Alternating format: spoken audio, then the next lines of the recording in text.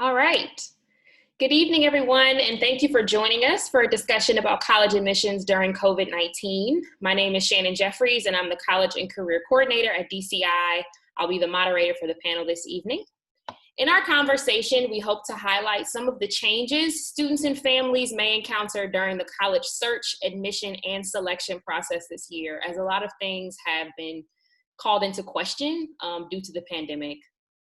Joining me are three awesome college admissions professionals who've taken some time out of their evening, their week during recruitment season to come and chat with us. So I'm so excited to have them here. We're excited to be in conversation with them, and I hope that you find this evening's dialogue helpful. The questions that you all submitted in your registration form actually informed our conversation today, so thank you for being here and for contributing to the conversation.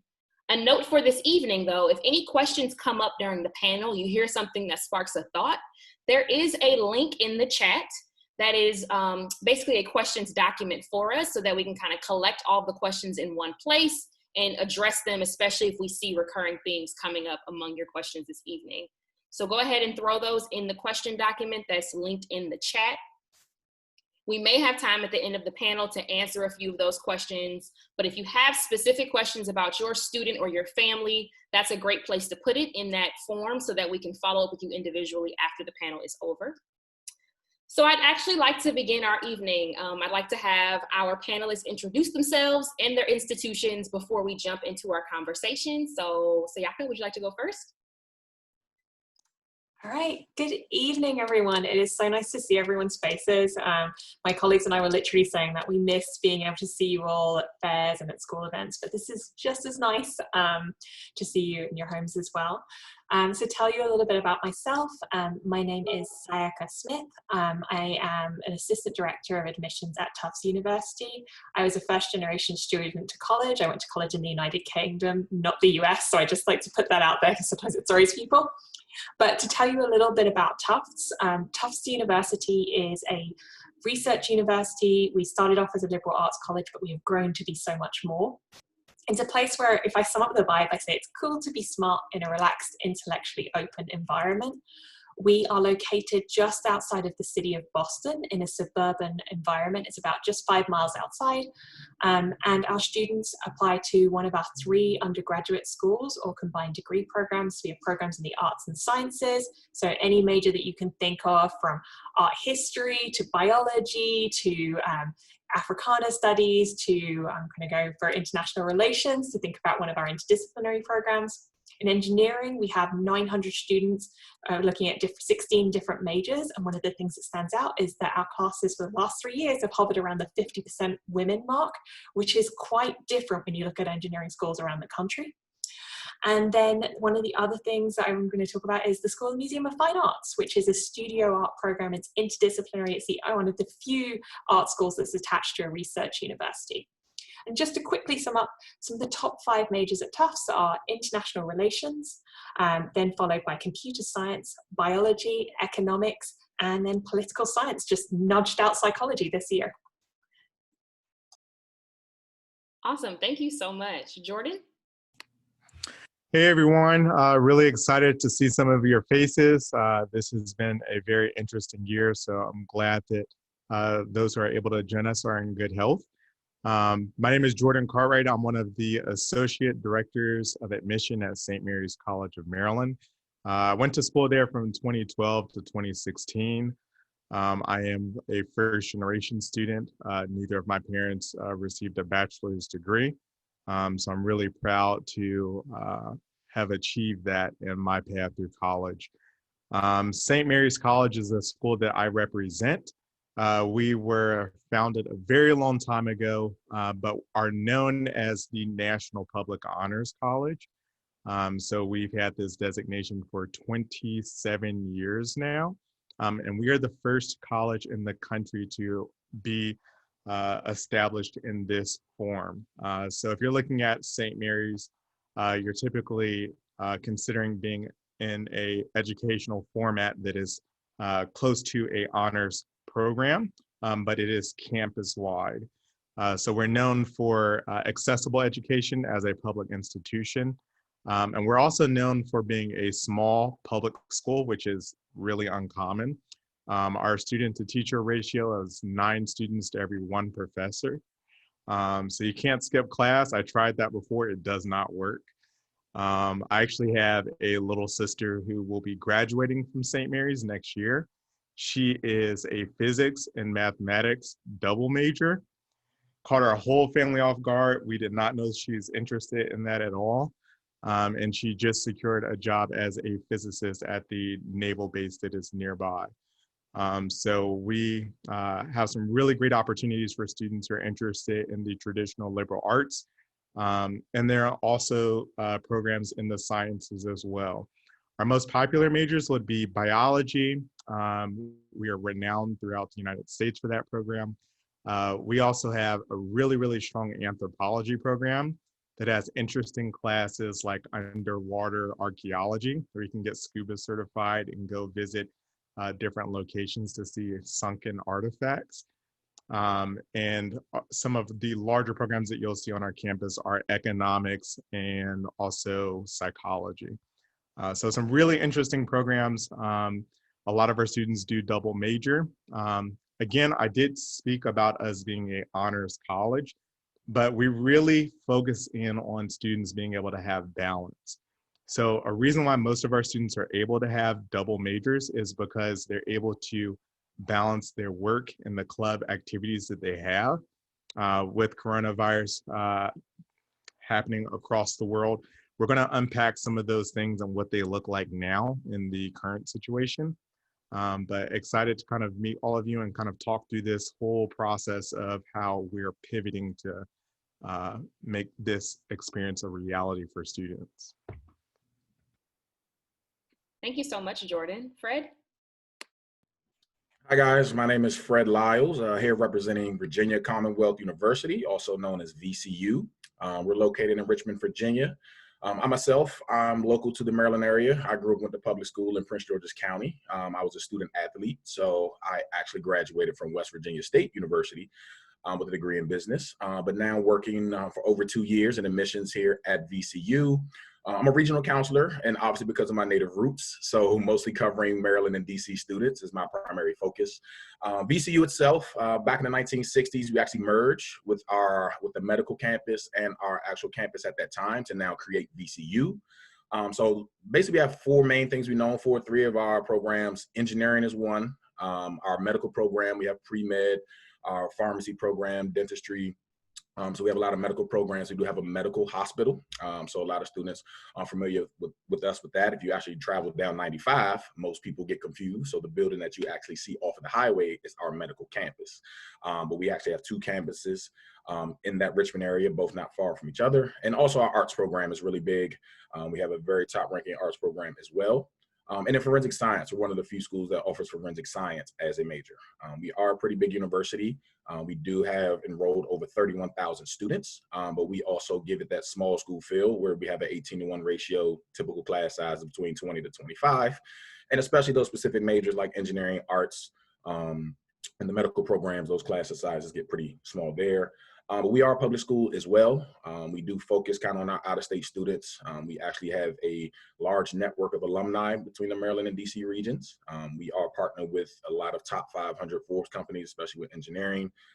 We are the state capital in Richmond, so a lot of our Wilder School and criminal justice students actually partner with these state programs. So 87% of our students have some type of experiential learning while they're at VCU, which is really huge. So we definitely cater to making sure students get some type of on-site experience. And then, one of the big things with us is we are top 100 diverse universities. I know that's a question that comes up a lot. We do get confused a lot. A lot of people refer to us as a HBCU, but we are not. We are a top 100 diverse university. We have a sister campus at Qatar. We do work with a lot of international students as well, and our study abroad program is really big. So we are top 100 diverse universities, not at HBCU. But glad to be here. Glad to see everybody through these trying times. Glad everybody is healthy in these new times that we're here. But glad to see you all virtually. Thank you all for introducing your institutions. It's so great to have, even just among you 3, so many different things, right? Like I'm sure families are like, oh, wow, these schools are different, even as we all kind of come to the table to have this conversation. So I think because you're representing such different institutions, the conversation will really be even more rich. So we really appreciate all the work that you do, especially now because college recruitment season is kind of on its head, right? Because you usually are out in schools talking to students and reviewing applications, and things are looking different right now.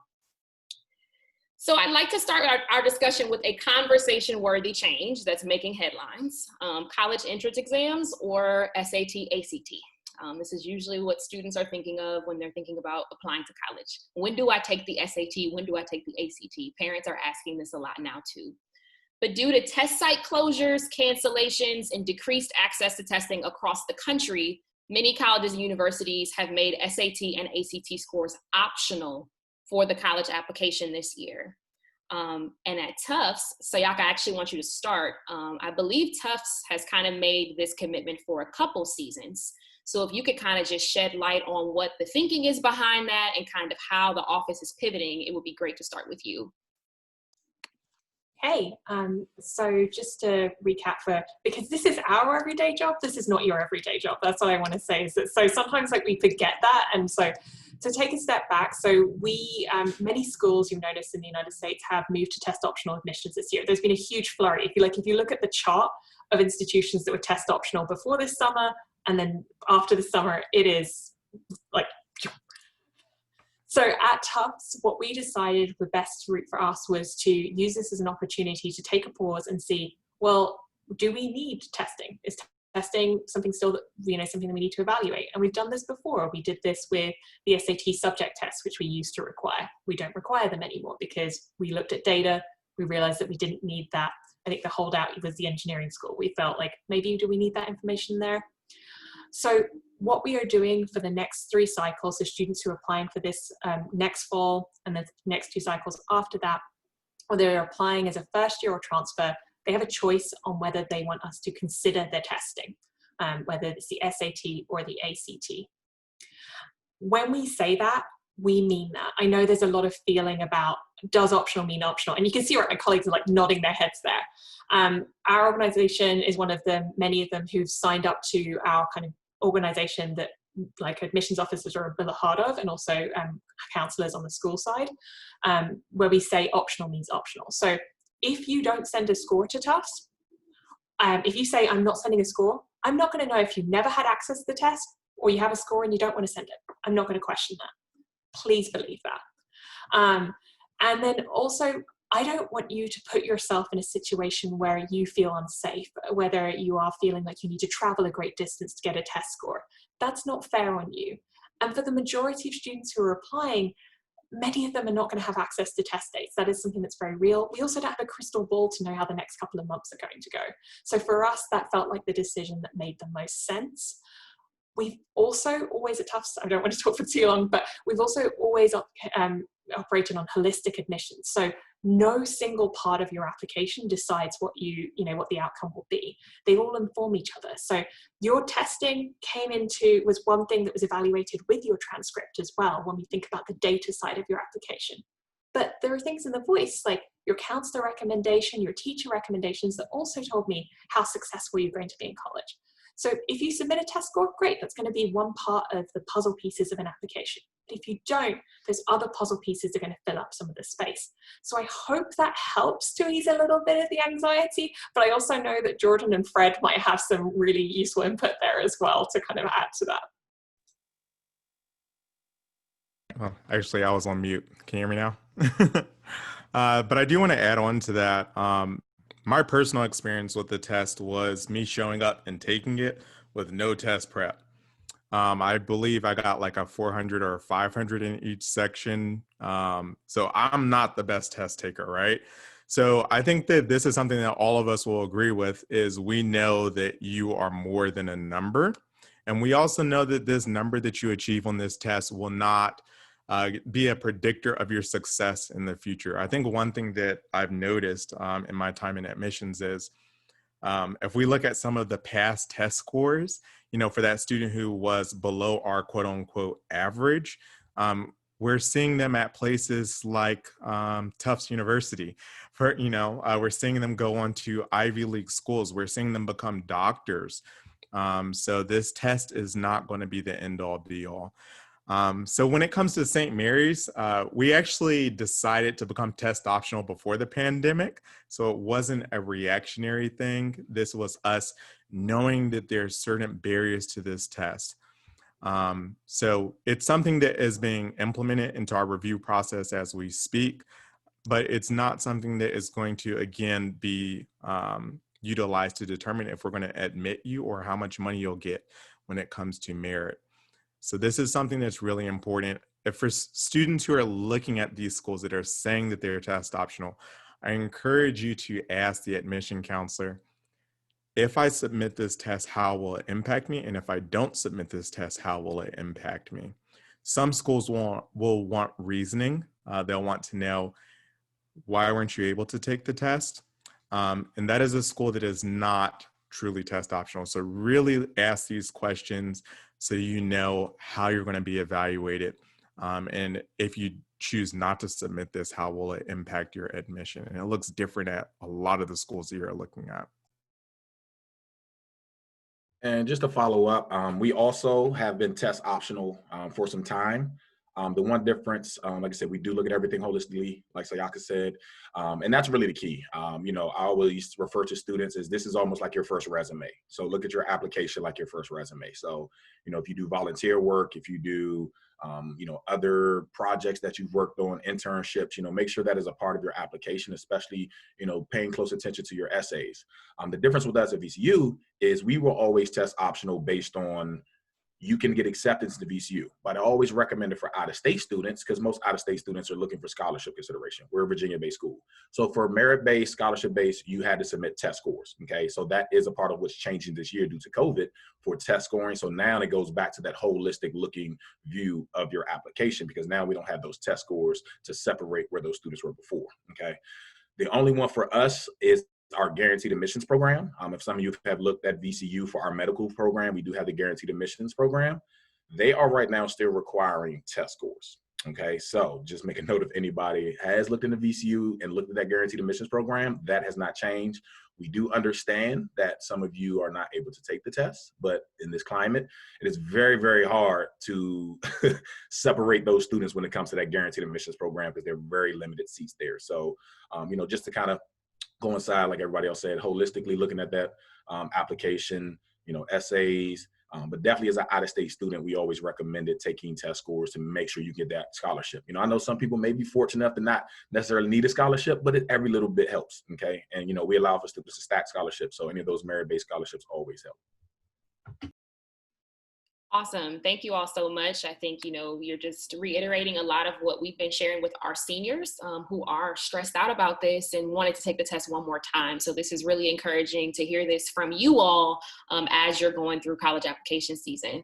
So speaking of sort of students who might apply test optional, what would be the best way for them to stand on their application? You know, what kinds of things have changed maybe in how you're reviewing applications? What are you looking for now? Maybe for schools that weren't test optional before, how can a student really stand out on their application without that test score as an additional data point for them? I'll start from the back in this time. So one thing I just say is I mentioned essay. You know, a lot of times I read essays and students, you give me a great story, but you never give me a focus point of what you learned from that experience. And, you know, when we have students who have similar GPAs, similar classes, you know, especially if you're taking AP or IB courses, you know, we want to see you growth as a student. We don't have an average student. We don't have a particular student that we look for. And so everything that you put on your application is going to set you aside from another student, but there's nothing specific that's going to say, oh, because this student was at this school or this student took this class and they're much better. It's really just the actual individual. So again, like I mentioned, you know, anything that you can add if you were part of any projects, internships, but I tell students, again, the essay is something really big that I see a lot of students lose points on is because you give me a great story, but you never tell me what you learned from it. So mom and dad, we took a road trip down to California, and it's end of story. And great story, great visuals, but what did you learn and what did you gain from that experience that's going to help you get your next step into college? So that's something that I would say. Yeah, I also want to add on to that. These are like really good points, but when we're looking at your essay, we want to see if we can identify different characteristics about your personality. who you are as an individual. So if you're not doing this now, put together some things that you've reflected upon that show, experiences that show growth, that show all these different things that make you an exceptional fit for a university. These are things that we're looking to uncover. These are things that admission committees will go over, because we want to make sure that these students who are on our campus are not just good fits for us, but that we're good fits for them as well, by offering programs that they can really thrive in an environment they can thrive in as humans. My advice in general about this would be the same as if you did have test scores, right? We, as the three of us have all mentioned, as Fred mentioned, like the essay, right? Making sure that you give yourself enough time to kind of make sure that you're doing the why behind the story is really good advice. I really want to start that. It's so good. And because that comes up a lot, right? You're kind of telling me about the where. It's like, I went to this place, and it's more about the place than the why. And I think that's a really good piece of advice. But then it's all the other things as well, like making sure that you don't sell yourself short when you're talking about what you do outside of school. If you are caring for your siblings, that is an extracurricular activity, right? If you are looking after your grandma or your grandpa, like because things have changed for our families due to the COVID-19 pandemic, that's valid too. If you have a part-time job, also a use of your time. Those things, like making sure that you take the time to really craft those different areas, even like whether you have test scores or not, is really important. I think that one thing, this is not to do with test scores, but more to do, like I work for an institution that is a highly selective institution, and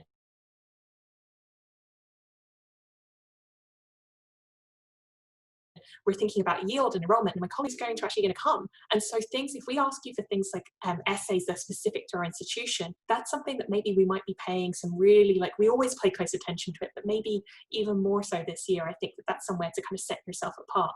And we can definitely touch on like how you might do that a little bit later. That's awesome. Thank you so much. The essay, those supplemental essays on the Common App, actually answering those and taking some time to have someone look at them and edit them for grammar, any of those things matter as you're filling pieces out. So kind of speaking about the Common App, some families may not know this, but this year there actually is a question on the Common App about COVID-19. And we have a lot of students and families who are wondering if they should answer that question. Do any of the panelists have advice for answering the COVID-19 question on the Common App, and maybe how your institution is managing essays and responses about the pandemic?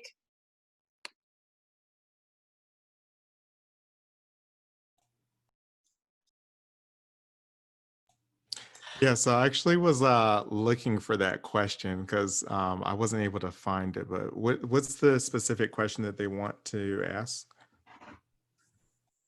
Yeah, so it's kind of in addition to the Common App essay now, there's a space on the Common application for students to provide additional information about how the pandemic might have impacted their families. So how would you all kind of receive that information, outside of the college essay if a student took that space? If you have any advice for whether or not a student should answer that, that would be great. Yeah, so that's just something that it gives us more context in the review process. And if you go in front of an admission committee, it's going to allow us to present different factors as to why you should be admitted. So giving us as much information as possible is always extremely helpful, especially when it comes to these supplemental parts of your application that can show a different side that is not as structured as that admission question that you have to answer at that point. So I do encourage students to fill out the application to the fullest extent if you're able to, because it shows us that you've put a lot of time and a lot of thought into the process. And that is really important now more than ever. Yes, and I'll agree to that. Don't leave anything unturned. Obviously, it's all a learning curve and a learning process for all of us with COVID. So anything that you give us from your experience also helps us gain better knowledge for students. We do have students on campus this year. So that is something that was a change, and we actually sent out questionnaires to get a better understanding of how people felt about things. So if we get 19,000 applications and we see a specific thing about COVID in that feedback, that also gives us an idea of how we can move forward next year. And again, as we all know here, hopefully by 2021, things will be back to somewhat of a calm and a normal. But again, we can't prepare for that yet because we all are in the unknown. And so definitely, like Jordan said, don't leave anything unturned. To again, back to the point we said with the essay, give us an experience of what you learned from it. Again, and personally attach it to see where your growth is. Because again, we all learn things from COVID. I don't like to sit behind a desk. I really don't. So now I have to make an adjustment in my 30s to sit back behind a desk and look at a computer screen every day. So these are things that I'm learning about myself again. So again, that's an experience. And, like I said, just make sure when it comes to COVID, just give us some feedback, because that's going to help all of our universities as a whole. Awesome. And the feedback I've also been giving my seniors when trying to think about if they should answer this is, did you have something you can actually pinpoint an experience during the pandemic that you grew from? If you can actually speak about that in a way that's compelling, yes. If you had a very challenging time that might have impacted your grades or just impacted what you want to do now moving forward, yes, it's a good place to give that additional information, as we really want to kind of, preserve the college essay, and then kind of using that space specifically to talk about the pandemic. Yeah. Okay. Thank you all. So this one is a little bit specific, but this has been coming up a lot with my families. For our current seniors, if the pandemic is kind of still happening next year, and your institutions are still online or virtual or hybrid, what is your opinion on deferral versus taking a semester off and taking classes elsewhere? Kind of what's the the feedback that you give families when they ask if I should defer or just take some time away from school? What would you say to students and families that are kind of dealing with that?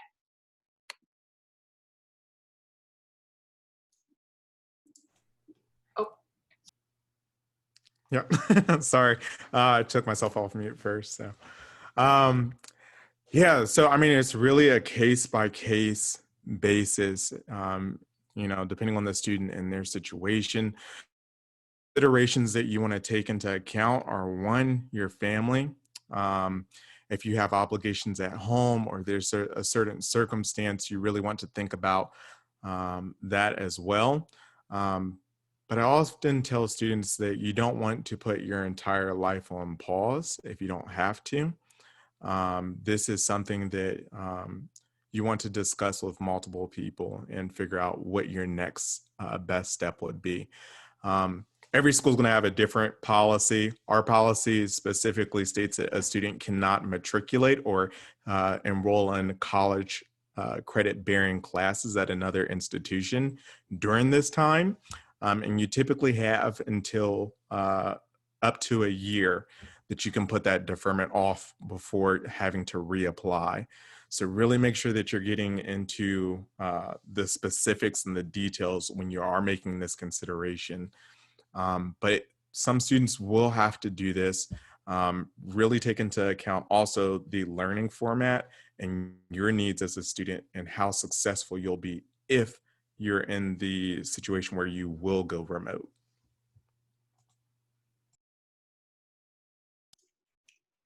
The other thing, I think Jordan's advice is perfect. It always is. Just noting about how this is an individual choice and we can't make a recommendation for you. None of us can. Everyone's situation is different. The other thing I'm going to say is that we don't have a crystal ball. There are so many things right now that we are adjusting to as institutions. And my hope is, fingers crossed, we will be in a better situation by next fall. But I also think that we're going to be coming out with updated guidance at that time.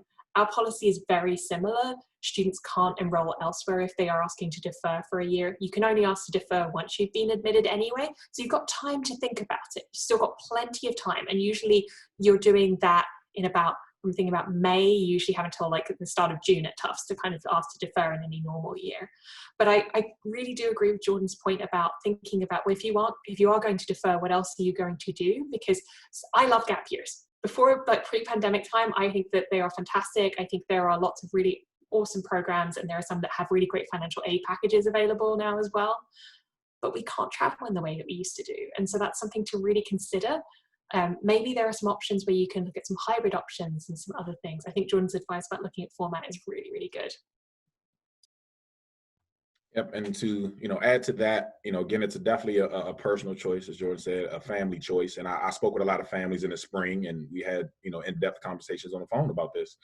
And really, it is a family choice. But the one thing I will say, with us in particular, we have a lot of very competitive programs. If you get accepted into our engineering program, if you get accepted into our arts program, if you get accepted into our medical program, there are very limited seats. So sometimes your deferral can hurt you by coming back in a later year, because at that moment, we're going to give that space to a student that wants to come. And so those opportunities might not be present when you want to come in the spring or maybe even the following year, or your competitive pool actually now grows because now you're in competition with the upcoming seniors plus the other students that decided to deferral. And again, that's kind of an asterisk for us this year, because we're going to see that because we did have some students that deferred. So, on top of everything they said, totally agree it's a family choice, but, definitely pay attention. I'm not sure if you all have similar programs like that, but, those programs that we do have limited seats and is very competitive, be mindful that those seats might not be available for you come next year, or you may be in a higher competition pool with students if you already had that acceptance. Sure, thank you. So I think the sum of that is making sure you're communicating with the institutions you've been admitted to figure out what deferral will look like for you, if that is something that you want to do, to make sure that there's no surprises kind of once you make that decision. So I kind of want to pivot a little bit, because we do have a lot of students and families who are not, in the senior year and in the college process right now. So I'd like to shift to them for a little bit, because they're asking about campus tours and college fairs and how to demonstrate interest. So without campus tours and large college fairs, how should younger students first engage with your institution to demonstrate interest? And then also just learn more about your school in a meaningful way. Any tips or events that your school hosts or anything like that? So I do want to say that it's really important to check your emails. I'm pretty sure you say this all the time. As somebody who worked as an assistant director in communications, we actually look to see which emails you open up, what type of things you're engaging with us online. So really, really, really do make sure that you do that. In terms of programming, it's going to definitely look a little bit different at every school that you are considering.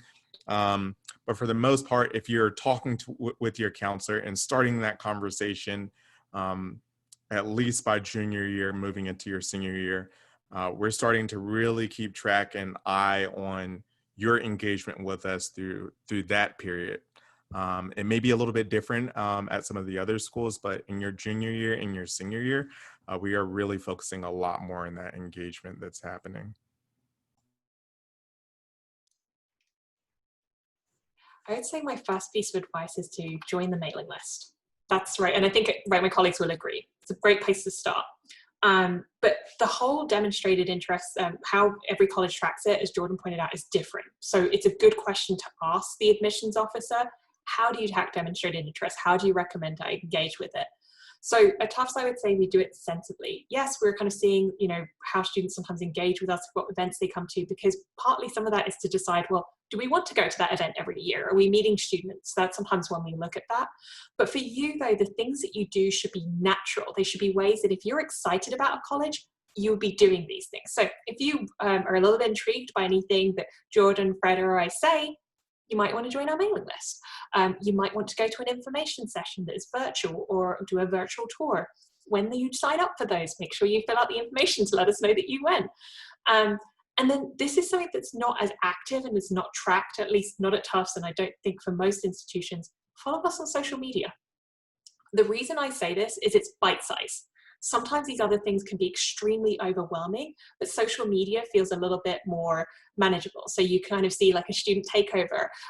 Ms. Jeffries pointed out to me that many students like to watch YouTube videos of like a day in the life, and those are really fun as well. Why do I say that? Was because as you do each of these things, you get to know an institution better. You get more excited. When you're excited, you can write really good essays about that institution, or if the institution requires interviews or has optional interviews, you can show your kind of knowledge there.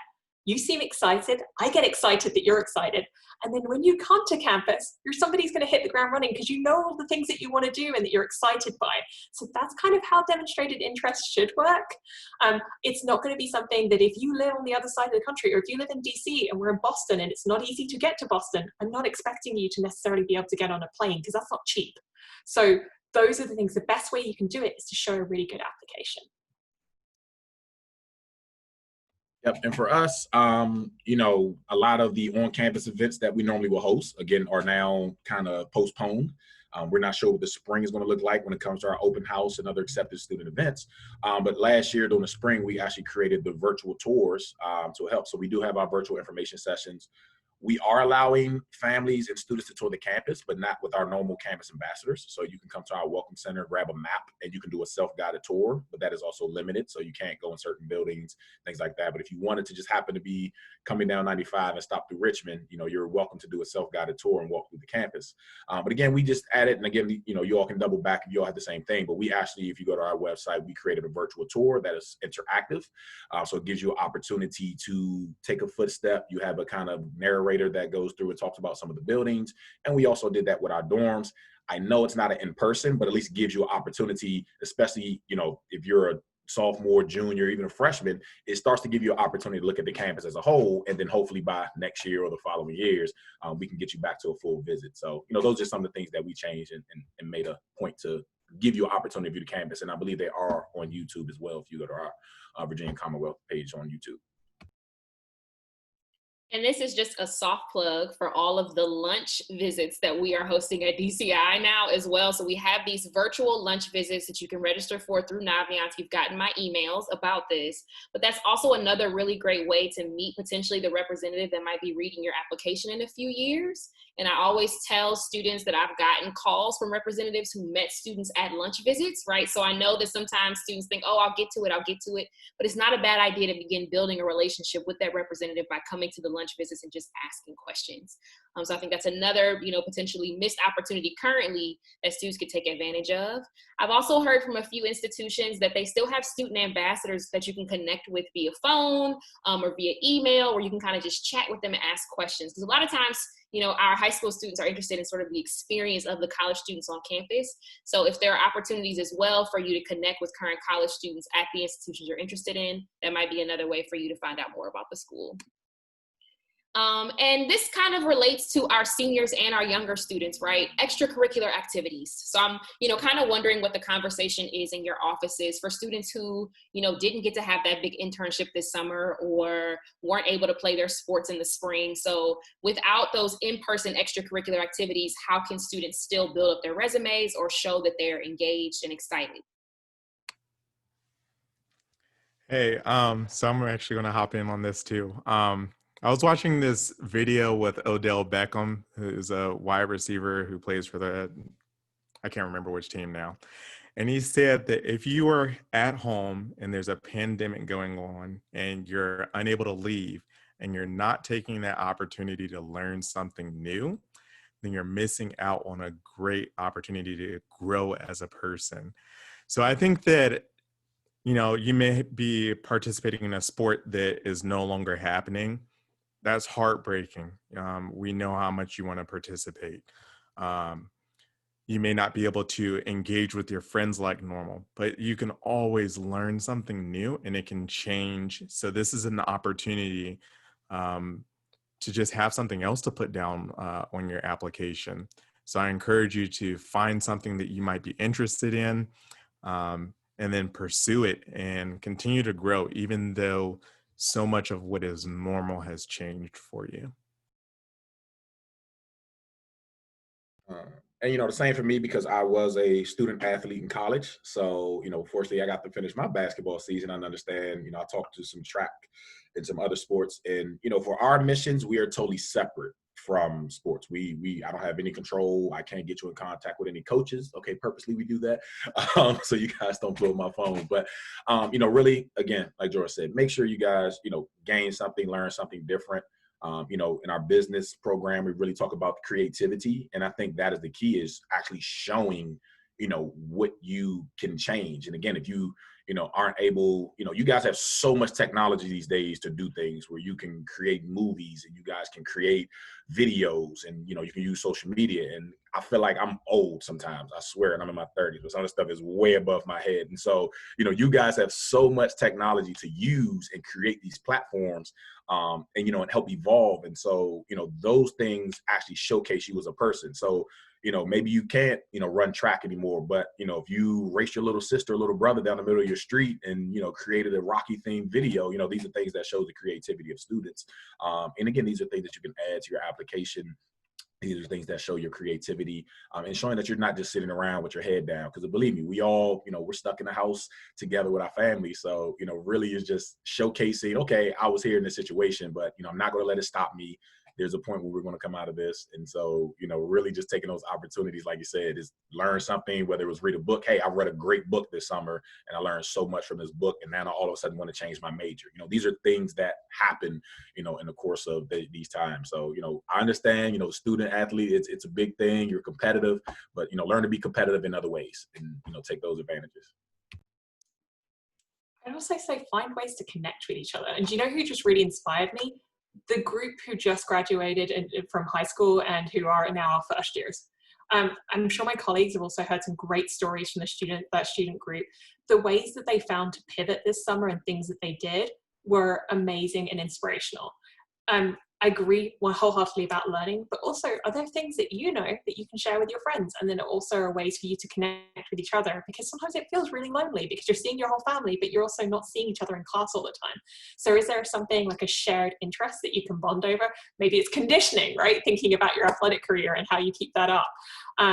What are those things? So are there ways that you can share skills with each other and also build community? Because that's what our students also on campus are doing right now. So I had a student who emailed me about they did a robotics camp with students who are in middle school to get them into robotics, even if they couldn't be hands-on right now. So they had the kit, they showed them, and they showed them how things work. And then there was a couple of our students who actually decided to teach a class on something they were interested in, like soccer around the world or body positivity, anything at all. So maybe just think about that. And it doesn't have to be big. Nothing has to be big.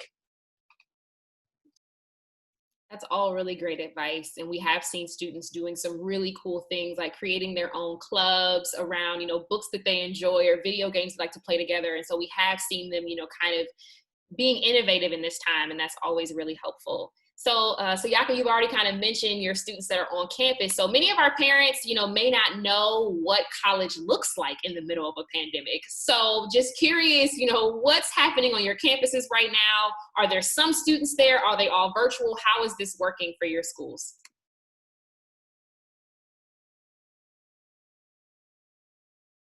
And so for us, we did this year, we have almost about 4,000 freshmen on campus. Typically, we cater to anywhere from 44 to 4,600 freshmen. But obviously this year was definitely different. And again, if it comes down to that with next year, so all of you that are seniors, it may apply to you as well. So a few things that we did, one, having a medical hospital kind of just gave us an edge. So we do allow for the testing on campus for students. So we have unlimited and free testing for all students and faculty. But what we did for moving this year, normally, you guys come in with your families, you cry, you give your hugs, and your mom and dad and sister and brother help move you all in the building in one weekend. But this year we kind of did like a reservation base. And so we actually had students moving over the course of about 3 weeks. So we separated, you had a slot time, only one person can help you move in at a time. This year, we're doing no guests in residence halls. So if you live on campus, you can't have any guests over, even if they're a student that are in another resident, they can't come in the resident that you're in. In the classroom side, most of the classes that don't require more so lab or in-person work, they are still virtual. So even if those students are on campus, those classes are virtual. But again, having the medical program, an arts program, and engineering, a lot of those majors require our students to be in person. And so those classes are going on in sessions. They've spread out class times to limit the amount of students that are in those classes. So those are just some of the, I want to say minor, but some of the bigger changes that we made for this coming semester and probably going into next spring semester. But again, the testing, all students had to get tested before they came to campus. We allow students to do those daily checks with the temperature, and if you have symptoms, we have certain areas that students can go if they feel sick. So those are some of the small things that we have at BC. Yeah, to add on to that, same areas was very similar to that. Students had to get testing 14 days to 10 days before they arrived to campus. Also, campus life while you're on campus has changed a lot. I'm pretty sure we're going to get into that, but students have to take testing every day, a symptom checker, to make sure that they are clear to go to class. If you have any type of symptoms, you have to reach out to our health department. which does do testing as well. Our campus location is so much different than VCU and Tufts. I actually love VCU. It's in a really great location. St. Mary's is in the country. There's a lot of trees around us. There aren't many people. So it's just a completely different environment. Every student that indicated that they wanted to come back on campus was able to get their own bedroom. So they're not sharing rooms with other students. And we're definitely more spaced out as a campus as well. So it's just been a transition that is consistently changing, but there's those little things like the daily test checker that you have to take that's going to make it a different experience. Virtual learning is going to be completely different for students. So really what that looks like has been different for this incoming class than it has been for any of us who've ever been to college when something like this has happened. And the Tufts, very similar to the things that Fred mentioned. Things vary state by state. That's the one thing I'm going to say. And each of us, and about the, the comment that Jordan made about things evolving all the time. It's so true. Like there was a move-in process, and then there were new Massachusetts regulations, and there were things that kept changing over the course of the summer. So for many of us in admissions, like it kind of made your eyes spin as you kind of saw how many things kept changing. But that kind of staggered move-in thing is something that many of us saw testing. Our students are being tested twice a week, and that's included. They're not having to pay extra for that. Our institutions are giving out masks to students, so you get a whole stack of disposable masks so that you're not having to, you can use your own cloth masks as well, but you have those there. And if you forget it, you can just go to the campus center and pick up a new one, no questions asked. Some of the other big changes, I guess, as well, very similar things about move-in. We have little cohorts. So when you move, you're living in a residential community, depending on the size of your residential hall and your floor and the bathrooms that you use, you'll have a residential cohort. And those are the people who you can eat your meals with. Otherwise, you have to kind of be physically distanced. I'm using physical rather than social distance because I think it's a better way to say it, because you're still social.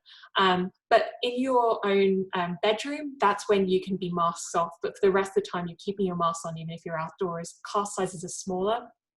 88% of our students elected to come back on campus, to be on campus for their classes. And then about the rest of them have decided to be remote. But even if you're on campus, you have the choice of taking classes. There's different options depending on the class. You can have things like in-person, totally in-person, hybrid, and also online. So you could be living on campus, but taking all of your classes online as well. And most classes give you at least one online option. But all of our institutions, we want to make sure that you are safe and that you are healthy. And I think the really important thing is we're putting out these public health campaigns. So really focusing on educating students to look out for their entire community, because that's a really important thing. And that's what works, is when we educate each other there. Awesome. And sort of when students get on campus, Sayaka, you've kind of, started to touch on this with the cohorts of them being able to still eat together, because that social experience is still so important on campus. Have you all done anything with student life, or is there something that, your institutions are trying to do to still keep students, engaged while they're there kind of in their dorms? Any like virtual events? How are things happening on campus with them being able to kind of socialize and talk to each other?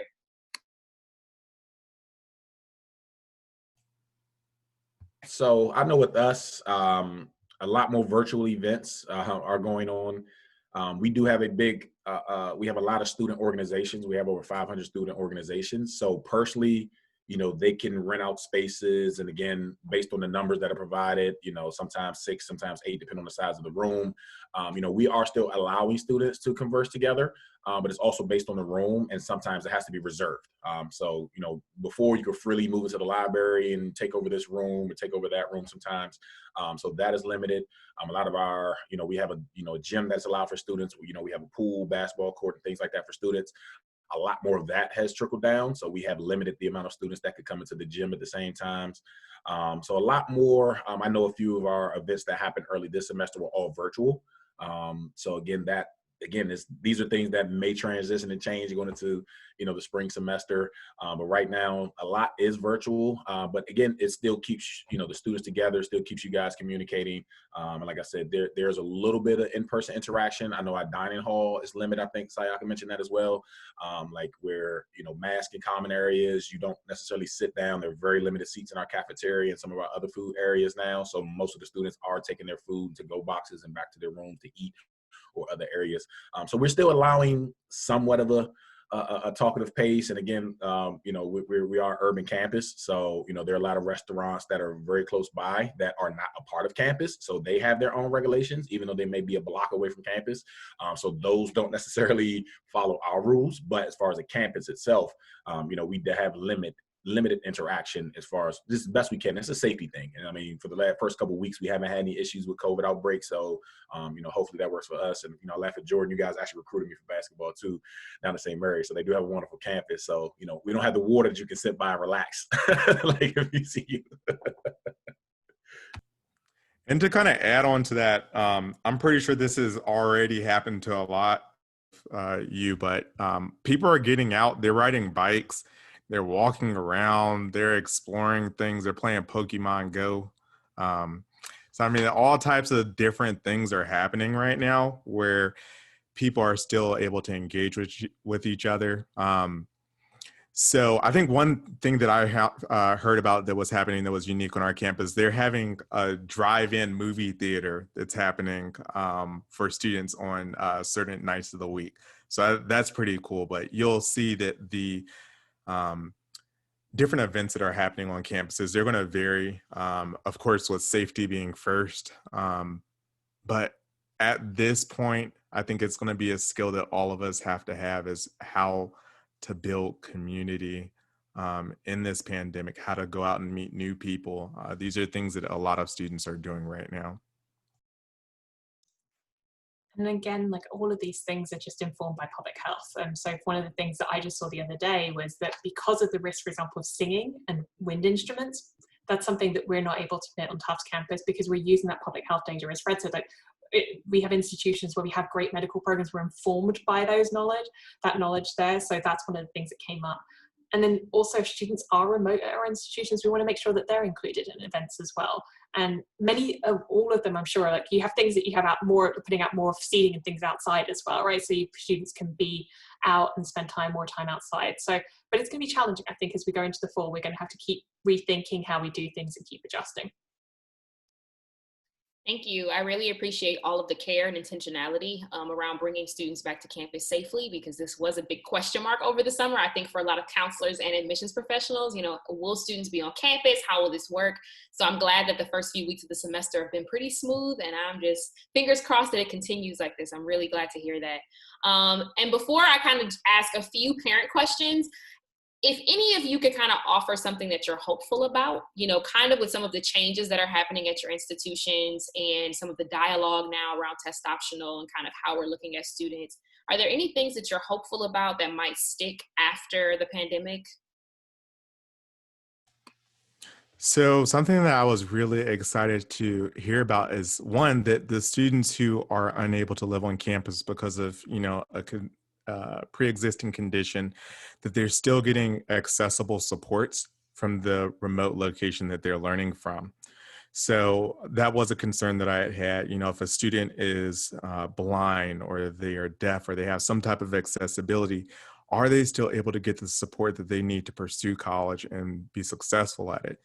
The pandemic has changed how we think about this process, but knowing that these students are still getting support is going to be something that is going to be impactful for their experience at college. So I think it's important for students who need accessibilities. If they're getting extra test time, losing my breath. If they're getting extra test time, if they are getting the support that they need to be successful in those classes and thrive.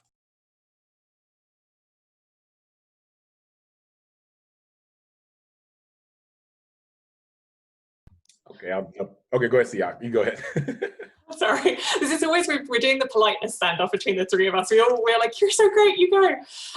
So my thing is that I think that it's forced us in admissions to rethink so many things. And just the one thing I'm going to talk about is it's forced us to kind of do more things online, which is a great thing, which I'd been wanting for years. It is not perfect because let me just say nationwide internet access is not universal. Plenty of people, even within the District of Columbia where I live and we are right now, have issues with access to the internet. So I just want to say that that is not something that fixes everything. Let one caveat. However, it means that you can attend an information session. You can do a virtual tour. The open house that we're doing this year is entirely virtual and has recorded options so that if you miss it, you can kind of check it out later. So it's made a lot of colleges that you wouldn't be able to visit otherwise because of cost, because of, all sorts of things. It's encouraged us to do that. So I hope that we all continue to have some kind of, maybe it's not going to be on this level, but when we're able to do in-person visits, that we continue to offer that access. And, I kind of agree to that point, all the applications I'm sure we all get, it's very hard to interact with a lot of students.